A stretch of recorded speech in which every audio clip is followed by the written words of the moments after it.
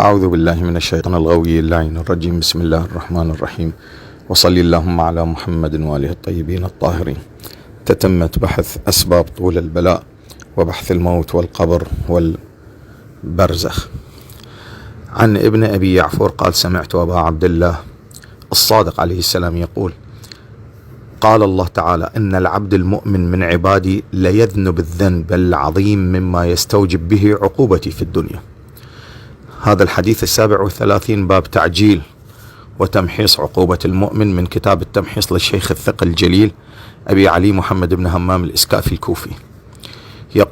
يقول الله عز وجل: إن العبد المؤمن من عبادي لا يذنب الذنب العظيم، الذنوب العظيمة، ولعل الإشارة إلى الذنوب العظيمة اللي هي أكبر من الذنوب الكبيرة، من الكبائر التي هي الزنا أو اللواط أو الخمر والعياذ بالله، ذنب عظيم أعظم، ولعلها هي المحارم مما يستوجب به عقوبتي في الدنيا، يستوجب ويستحصل إنزال العقوبة عليه في الدنيا، إلا إن الله عز وجل يقول في الدنيا والآخرة مما يستوجب به عقوبتي في الدنيا والآخرة، بحيث هذا الذنب العظيم الذي هو يعبر عنه هذا الحديث، يعبر عنه بالذنب العظيم، يعني مو الذنب الكبير، مو الكبائر، أكبر من الكبائر، لعله زنا المحارم، لعله هذه واحد، أو الكفر بالله العظيم، أو رد حكم الله ورسوله وأهل بيته.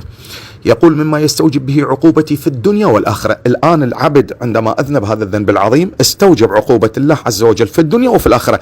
الظاهر أن العقوبة في الدنيا لا تمسح بصمة هذا العار من الذنب، فيحتاج أنه يطهر في الدنيا ويطهر في الآخرة، وإلا إحنا الكبائر إذا نزلت العقوبة في الدنيا طهر منها في الآخرة، لا يحاسب عنها في الآخرة. يقول: مما يستوجب عقوبتي في الدنيا والآخرة، فأنظر له فيما فيه صلاحه. ما أنزل العقوبة، أنظر شنو صلاحه بي، شنو الصلاحة اللي أحاول أنه ما أكسر بعقوبة، وبالتالي أحاول أصلحه وأوصله إلى مرحلة أنه يكون صالحا ولا يذنب بعدها. يقول: فأنظر له فيما في صلاحه في آخرته فأعجل له العقوبة في الدنيا لأجازيه بذلك الذنب. إذن بعض العقوبات في الدنيا، خسارة مال، خسارة ابن، مرض أو مشاكل أو خسارة تجارية أو فقد عزيز أو مرض يصيبك أو داهية أو بلاء ينزل عليك، إنما هي مجازات ذنوبك التي أنت فعلتها في دار الدنيا. إذن لا يوجد شيء إنه ينزل هكذا من الله، بلاء، نقص مال، نقص صحة، نقص شيئا من الأشياء، لا تتوقع هكذا أنه بتقدير الله بدون موجب، لا، الموجب من نفسك، أنت الذي أذنب، فالله يريد صلاحك فيبتليك بشيء حتى تحشر معه وتحشر له ولا شيء يصيبك. كذلك يقول إن العبد في الحديث 38 يقول: إن العبد ليرتكب ذنوبا يستحق من الله العذاب، إلا إن الله لا ينزل عليه العذاب، عذاب الاستئصال، فيبتليه الله في بدنه بالسقم. إذن سبب السقم، سبب المرض، سبب إصابتك بكورونا، سبب إصابتك بشيء، إنما هو مرض يقدمه. وإلا لماذا أنت تنظر أنه لماذا تدخل كورونا إلى بيت يصاب فلان ويصاب فلان وفلان وفلان وفلان لا يصاب، في مستشفى واحدة يصاب فلان ويصاب فلان وفلان وفلان وفلان لا يصاب، في مجتمعات، في أماكن عامة، في العائلة الواحدة، في المنطقة الواحدة، في الدولة الواحدة يصاب فلان وفلان وفلان لا يصاب. الموضوع ليس موضوع قوة بدنية أو موضوع أنه هذا صحته قوية ومناعته قوية وهذا مناعته ضعيفة. مناعته قوية ما ينصاب، مناعته ضعيفة. احنا جاي نشوف رياضيين وملاكمين ورافعي أثقال أصيبوا بهذا الوباء وماتوا، وليس فلان وفلان وفلان، عندكم عالميا ودوليا ومحليا ملاكمين ومصارعين ورافعي أثقال ولاعبي كرة قدم وعدائين وسباحين ماتوا بهذا. إذن الموضوع لا تخضع أنت لقوة بدنية أو لحصانة صحية أو لقوة صحية، لا، إنما نصيب به من نشاء. المذنب تنفتح ساحته أمام العقاب، تنفتح ساحته أمام الوباء، تنفتح ساحته أمام هذه الأشياء. يقول من الله: فيبتليه الله في بدنه بالسقم حتى يمحص عنه الذنوب. يبتليه بمرض، يبتليه بسقم، يبتليه بعاهة، يبتليه بعمى، يبتليه بعثرة، يبتليه بوجع رأس، صداع رأس. هسه الروايات نجيها أنه ما من صداع، ما من عرق إلا وبذنب. يقول: فإن عافاه في بدنه، إذا ترك بدنه ابتلاه في ماله. يترك بدنه، يشوف أصلاحه مو بمرضه، لعله يبقى مريض في بدنه إلا أنه صاحب طغيان ويستمر على المعصية، لعله ماله أشد عليه حبا من بدنه، أو يبتليه في ماله، في أمواله، بسرقة أو خسارة أو اندثار أو مشاكل. فإن عافاه من ماله ابتلاه بولده، لعله ماله أو بدنه لا يشكل شيء أمام ولده يحبه أكثر، فيبتليه في ولده حتى يتراجع عن ذنبه. فإن عافاه في ولده ابتلاه في أهله، أهل داره، زوجته وما شاكل. فإن عافاه في أهله ابتلاه بجار سوء يؤذي. إذن المشاكل التي تحدث بين الجيران سببها الذنوب. عندما يسلط الله عليك جارا يؤذيك بأي أذية، ابحث مو عن سوء خلق الجار، ابحث عن ذنبك الذي سلط الله عليك. من خلال هذا الذنب سلط عليك الجار، سلط عليك جار شرير حتى يؤذيك، ولولا ذنبك لما تسلط عليك هذا الجار. فلا تبحث بعد تروح للعشيرة تقاومه أو مشاكل، أو تروح لمركز الشرطة، أو تروح لكبير البلدة، أو ما أعرف أين تتجه في سبيل أنه توقف حد غلواء هذا الجار. لا، ابحث عن ذنبك، اقلع عن الذنب، يستقيم جارك معك. ابحث عن ذنبك، اقلع ذنبك، اترك ذنبك، توب من ذنبك، يستقيم جارك معك، يكون جارك وديع معك، يكون جارك. كل ما مرت في البشرية من تكالب وصعود ونفور ومشاكل بين المجتمعات سببها الذنوب. إذن المشكلة مع جارك ابحث عن جذورها الحقيقية، تجدها أنها بسبب ذنب من ذنوبك تسلط عليك جارك. لو قلعت عن هذا الذنب لما تجرأ عليك جارك. أو جار سوء يؤذيه. فإن عافاه من بوائق الدهور، إذا الله عافاه وترك من كل هذه الأمور، ما ابتلى لا بماله ولا بصحته ولا بولده ولا بأهله ولا بجاره، شو يسوي له؟ شدد عليه خروج نفسه حتى يلقى الله عز وجل. حين يلقاه وهو عنه راض قد أوجبت له الجنة. إذا ترك بكل ذلك يهينه ويشدد عليه خروج روحه، ويعذبه ويأذيه وينزل من عيون الناس بأن يرتكب بعض الأمور عند خروج روحه حتى يغفر له ذلك. جيد. يقول أمير المؤمنين عليه أفضل الصلاة والسلام: سئل رسول الله: من أشد الناس بلاء في الدنيا؟ فقال: النبيون ثم الأمثل فالأمثل. أشد الناس بلاء في الدنيا هم الأنبياء، ثم الذين يلون الأنبياء الأمثل فالأمثل.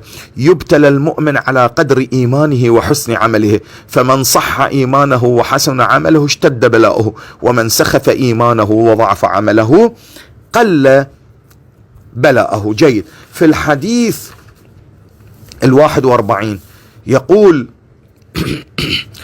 في حديث طويل عن أبي صباح الكناني يقول: قال: كنت أنا وزرارة عند أبي عبد الله الصادق عليه أفضل الصلاة والسلام، إلى أن قال: إذا ما أصاب المؤمن من تلك الموبقات، يعني الموبقات اللي تستوجب دخول النار. الإمام الصادق في الحديث طويل، يقول: إذا استخدم الإنسان مثل شرب النبيذ، الخمر أو كذا أو ما شاكل، إذا ما أصاب، يعني استخدم المؤمن من تلك الموبقات شيئا، ابتلاه الله ببلية في جسده أو بخوف يدخله الله عليه حتى يخرج من الدنيا وقد خرج من ذنوبه. شنو؟ يا أما يبتليه ببدنه بجسده، أو بخوف. هسه خوف من سلطان، خوف من داعش، خوف من زلزلة، خوف من عواصف، خوف من وباء، خوف من كورونا، بخوف يدخله في جوفه في قلبه حتى يغفر الله لهم ذلك. يا زكريا، يقول في حديث ثاني، حديث رقم 442 مع زكريا ابن آدم، يقول له: يا زكريا ابن آدم، ما من أحد من شيعة علي أصبح صبيحة أتى بسيئة أو ارتكب ذنبا إلا وأمسى وقد ناله غم حط عنه سيئته، فكيف يجري عليه القلم. يقول له: ما من عبد من المؤمنين أتى بسيئة، ارتكب سيئة، فعل سيئة. جيد، إذا فعل سيئة هاي صباحا، يقول له في المساء يدخل عليه حزن غم وهم حتى يكون تمحيصا لهذا الذنب. الكثير منكم ما مطلوب ولا مطلوب أجار ولا مطلوب دين ولا عائلته مريضة، لا زوجته ولا أبنائه ولا هو مريض، والأمور الطبيعية جدا معه، إلا أنه حزين. يدخل عليه حزن. لما نتحكي يقول لك: والله أنا اليوم مخنوق. هاي تعبيرات أهل العراق، واضح؟ أنا والله اليوم مخنوق، اليوم متضايق، اليوم ضايج، اليوم مقهور، اليوم ما إلي خلق، ما أريد أطلع، متضايق. لعله بالبيت يقلب البيت جحيم، أي شيء زوجته تسوي بيه يعيط بيها، يزمخ بيها، يصرخ بيها، يندد بيها. لعله ابنه إذا تحرك حركة كتلة، هو متنرفز، هو متضايق. لما تسأله ما يعرف. يا بشبيك مديون؟ لا. مريض؟ لا. سمعت خبر؟ لا. عندك مشكلة؟ لا. لعد ليش؟ ضايج. شوف هاي الكلمة، هاي دائما متكررة ملايين المرات احنا نسمعها. ضايج، محصور، مغثوث، حزين، متضايق، متأذي. هاي المفردات كلها حسب هذه الرواية الشريفة من زكريا بن آدم الكوفي، يسمونه القم لأنه سافر إلى قم. الإمام موسى بن جعفر دز إلى قم، أرسله إلى قم يفتي هناك.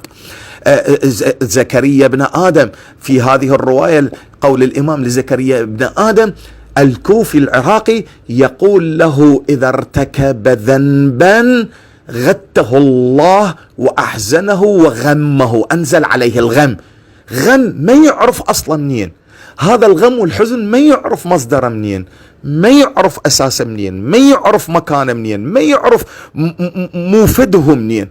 تسأله يقولك حزين، مقهور، متضايق، مخنوق، ما إلي خلق، ما أريد أطلع. هو هذا ذنب، بسبب ذنب الله يصيبك بغم وهم حتى يغفره لك، حتى يغفره لك. وقلنا هذه للمؤمنين خاصة، حتى يغفره لك. إلا أنك لا تلتفت إلى هذه الحقيقة، إلا أنك تبتعد عن هذه الحقيقة. هذه موجبات مغفرة الذنوب. إذن عندما تكون بهذه الدرجة من الألم النفسي والقهر والحسرة، اعلم أنك أذنبت ذنبا.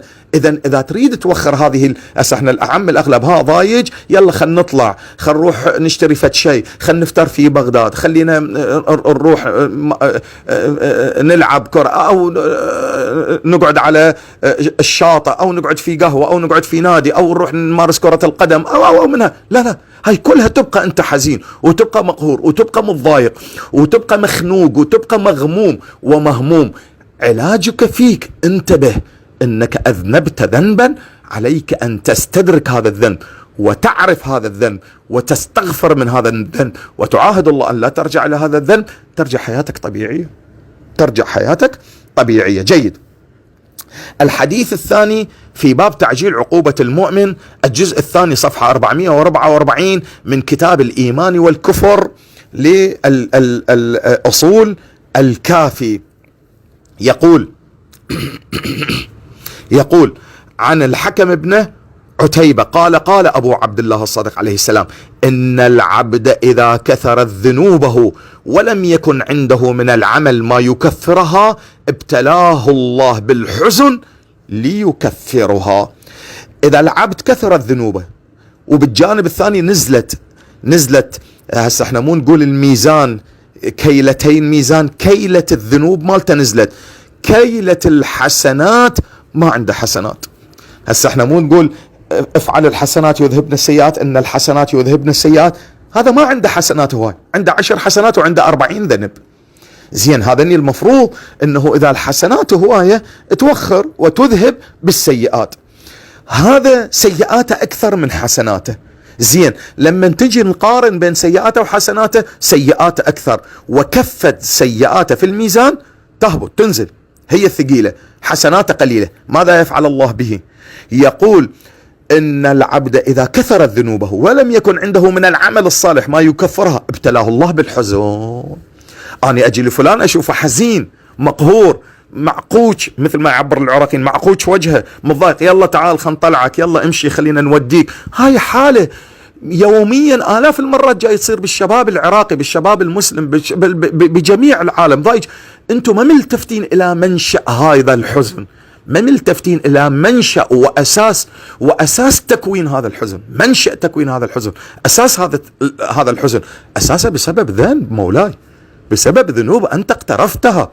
لا تقول لي بعد أنا أروح أبدل وأغسل وأطلع وأروح ويا أصحابي أو ألعب كرة قدم أو أفعل الفعل الكذائي أو أمارس الرياضة أو أروح أشاهد مباراة كرة القدم أو أزور فلان. لا لا لا، يبقى الحزن ويفرك كبدك الحزن، إلا أن تلتفت إلى ذنبك وتستغفر الله ربك ثم يرفع الله عنك الحزن. إذا منشأ هذا الحزن، منشأ هذا الضيق، منشأ هذا الضيق النفسي، منشأ هذا الأمر إنما هو ذنب. بسم الله الرحمن الرحيم. القرآن يقول ومن يعش عن ذكر الرحمن نقيض له شيطان، أو في آية أخرى يقول من يعش عن ذكر الله فإن له معيشة ضنكا. القرآن يثبت هذه الحقيقة، مو فقط روايات أهل البيت الثقلين كتاب الله وعترته يثبتون. فإن له الذي يعيش عن ذكر الرحمن، ما يذكر الله ويذنب، له معيشة ضنكة، خنقة، ضيقة، حزن، هم، غم. هو عبالة أنه حزن هم وغم، إلا أن منشأه ذنوب. وعن عبد الله بن محمد أن يقول عن هشام بن سالم عن إبان بن تغلب رحمة الله تعالى عليه قال أبو عبد الله، شوف هذا الحديث الغريب العجيب، يقول إن المؤمن المذنب ليهول عليه في نومه، واضح، ليهول عليه في نومه فيغفر له ذنوبه وإنه ليمتهن في بدنه فيغفر له ذنوبه. يقول لأن المؤمن ليهول عليه في نومه، أنت تنام تشوف فد حلم ورؤية مفزعة مؤذية مخوفة، تقعد ريجك منها يابس، حلقومك منها يابس، تقعد ترتجف خايف. شنو هاي الرؤية؟ تشوف فد أسد سبع يركض، المهم الرؤية تخوفك، بين قوسين الرؤية تخوفك، جيثوم يقع على رقبتك، فد أمر مخيف بالرؤية. هذه مو أضغاث أحلام، هاي إنما بسبب ذنب. الله يشوفك بالرؤية في عالم الرؤية، رؤية مهولة مخيفة صادمة لك، حتى تجلس وأنت خائف حتى يغفره الله لك. إذن منشأ أضغاث الأحلام، منشأ مخربطات الأحلام، منشأ المفزعات من الأحلام، منشأ المهولات في المنام والمهولات من الأحلام، إنما هو ذنبك. أو إنه الحديث يقول إن المؤمن لا يهول عليه في نومه فيغفر له ذنوبه وإنه لا يمتهن في بدنه فيغفر له. الامتهان يشغلونك في بدنك، الأعمال البدنية الشديدة والصعبة أو الإهانة في البدن من خلال العمل، هذه بسبب ذنوب حتى يغفرها الله لك. جيد. في الحديث السادس صفحة 445 عن مسمع ابن عبد الملك عن أبي عبد الله الصادق عليه السلام قال أمير المؤمنين في قول الله عز وجل وما أصابكم من مصيبة فبما كسبت أيديكم ويعفو عن كثير كثير كثير. هذا اللي جاي يصيبنا الله يعفو عن كثير، إلا أنه عندما نتمادى بالذنوب يصيبنا بما كسبت أيدينا، مو بما كسبت الشمس ولا القمر ولا الأرض ولا النجوم ولا جبرائيل ولا ميكائيل ولا لا بما كسبت أيديكم. أنتم أيديكم، كل مصيبة تنزل عليكم من الله بسببكم أنتم. الله حسن لا يخلق إلا الحسن، الله كريم لا ينزل إلا الكرم، الله لم يخلق المرض إلا أن البشر هم الذين أنزلوا. سوف نقف عليه. يقول وما أصابكم من مصيبة، الله ما يصيبك بمصيبة قط لا في مال ولا في عرض ولا في صحة ولا في كمال ولا في شيء من بدنك ولا في شيء من مالك ولا في شيء في عرضك.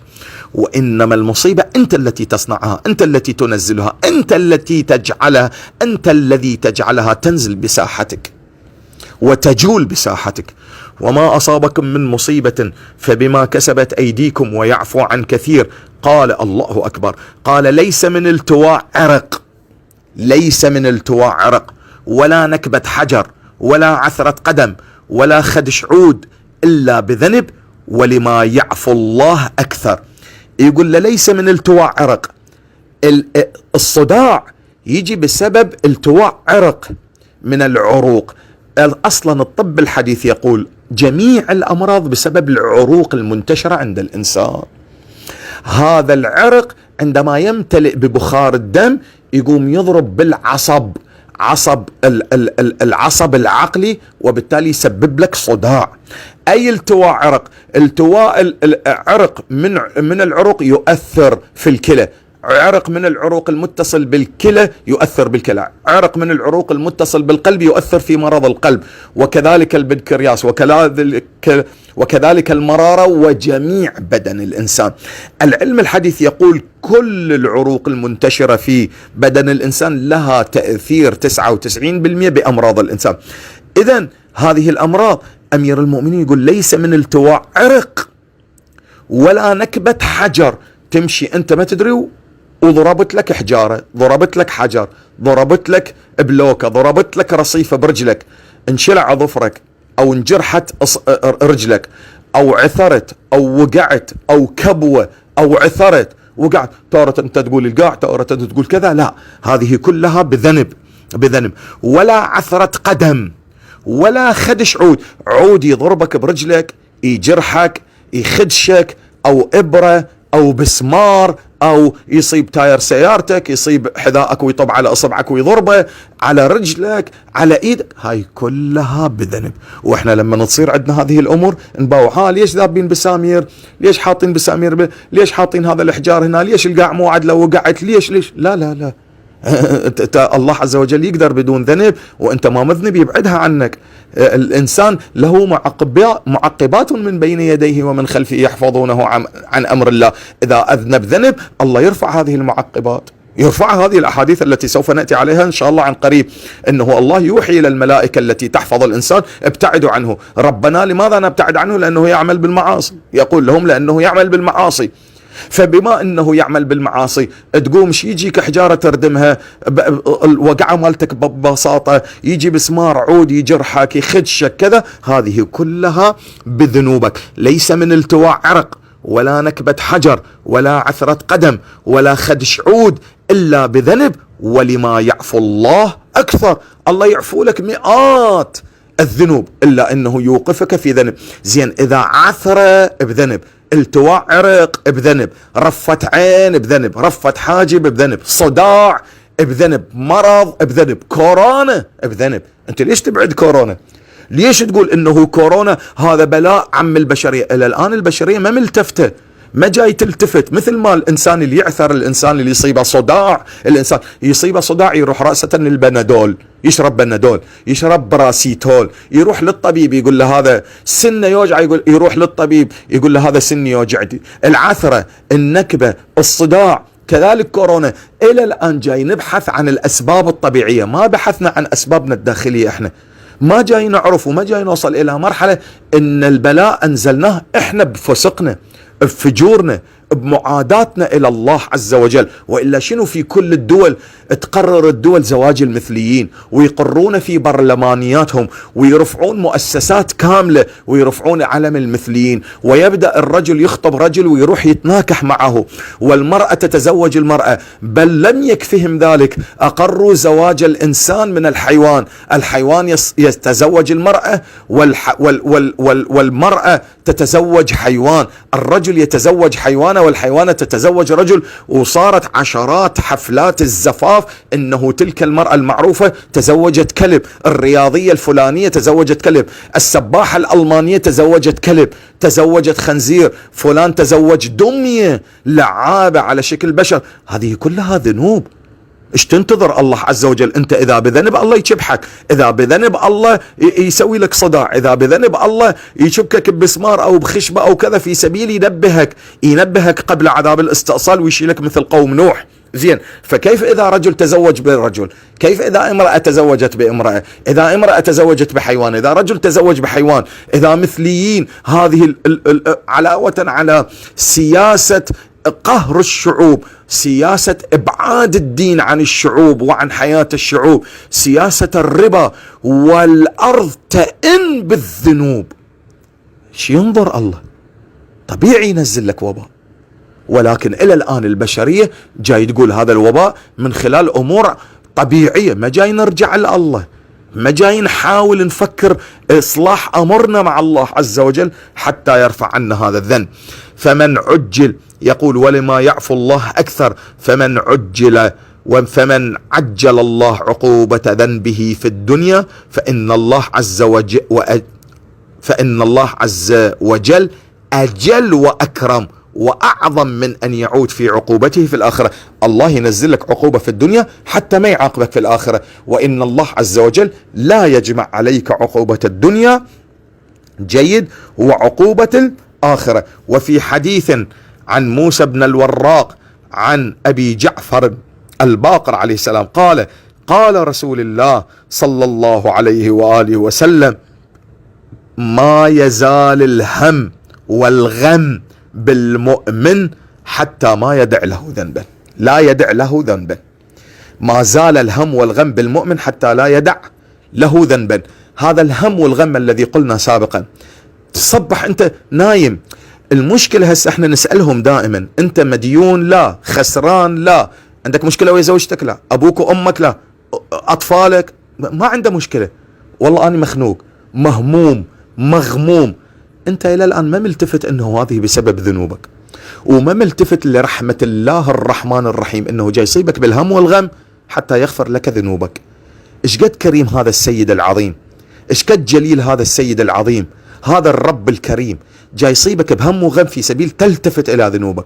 انت المشكلة ما جاي تلتفت، انت المشكلة تلتفت لصديقك، صديقي يخابرك، صديقي السلام عليكم، ها شلونك؟ والله اني ضايج، أنا حزين، أنا مهموم، أنا مغموم، يلا تعال بالسيارة خلنا نطلع برا، خلنا نتونس. هاي شنو هاي شنو هاي النوب أشد من ذنبك. الله عز وجل ابتلاك بالهم والغم حتى تلتفت إلى ذنبك، أنت تروح لأمور أخرى الله ما رايدها. زين، يصيبك صداع، والله تعال أخذوني للطبيب صابني الصداع، تروح عندك ثقة بالبنادول بالبراسيتول وبغيرها، لا، التفت إلى جانب ثاني انه هذا بسبب ذنب. لازم هذه الثقافة، ثقافة طب اهل البيت، وثقافة اسباب العلل، وثقافة اسباب الامراض، وثقافة اسباب الاوبئة، وثقافة اسباب العلل والامراض من اهل البيت، يجب ان يتحلى بها العبد المؤمن. يجب أن نتحلى بثقافة أسباب العلل والأمراض، ونفهم أن أسباب العلل والأمراض إنما هي منبهات من قبل الله لنا عز وجل، حتى لا نتمادى بالذنوب، لا نتمادى بالموبقات، لا نتمادى بشيء، وإلا الله عز وجل يصيبك بالهم والغم حتى لا يدع لك ذنبا قاط.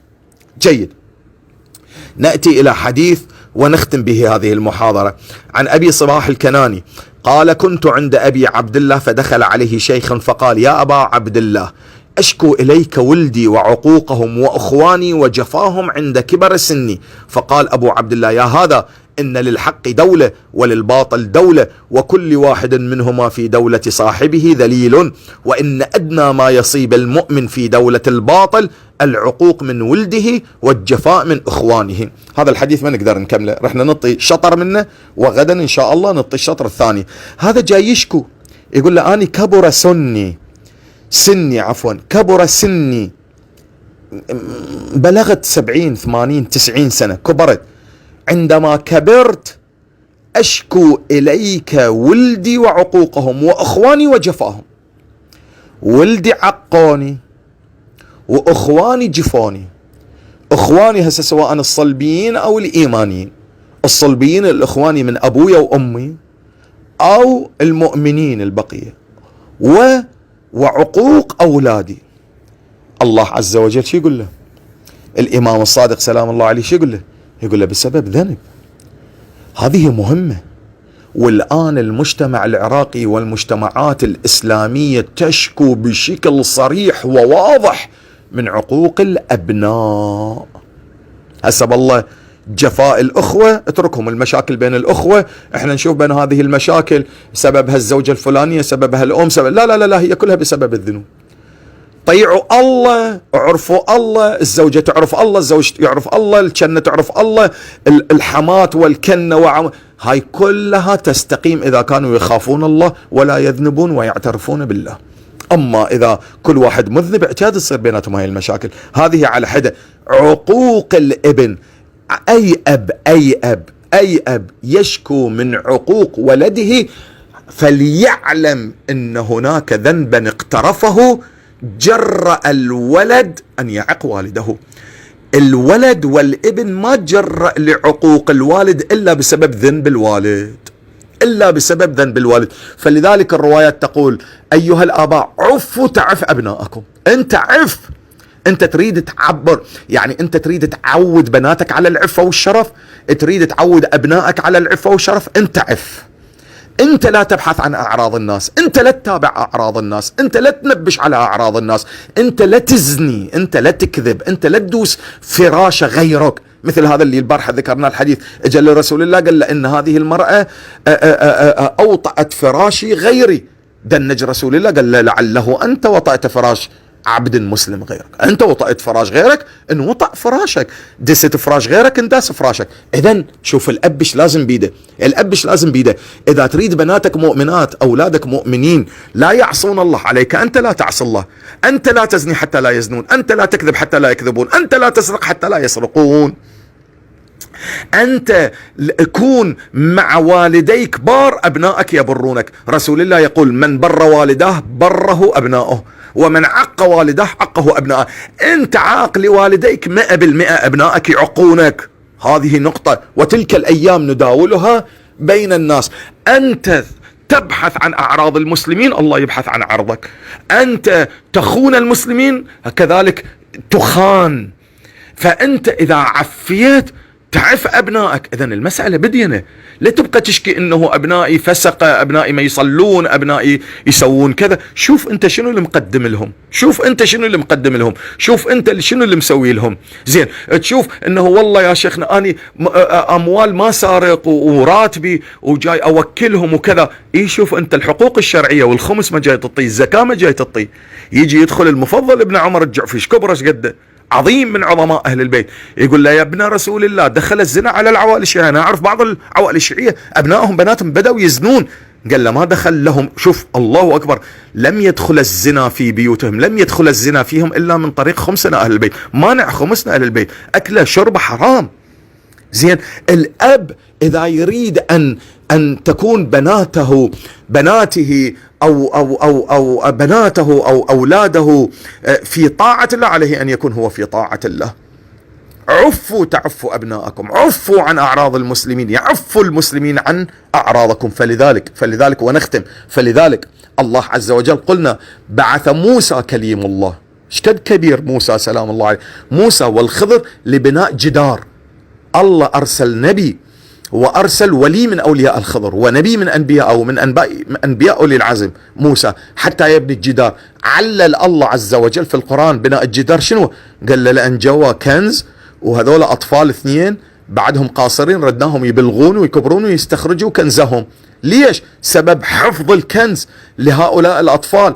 الجدار لو واقع كان طلع الكنز، وبنوا الجدار وانحفظ الكنز. سبب شنو؟ فكان أبواهما صالحين. سبب صلاح الآباء يحفظ الأبناء، سبب صلاح الآباء يستقيم الأبناء، سبب صلاح الآباء يثبت الأبناء. فلذلك الرواية يقول أشكو إليك ولدي وعقوقهم وأخواني وجفاهم عند كبر سني. فقال له الإمام إن شاء الله هذا القول نتممه في الحلقة القادمة، والحمد لله رب العالمين، وصل اللهم على محمد وآله الطيبين الطاهرين.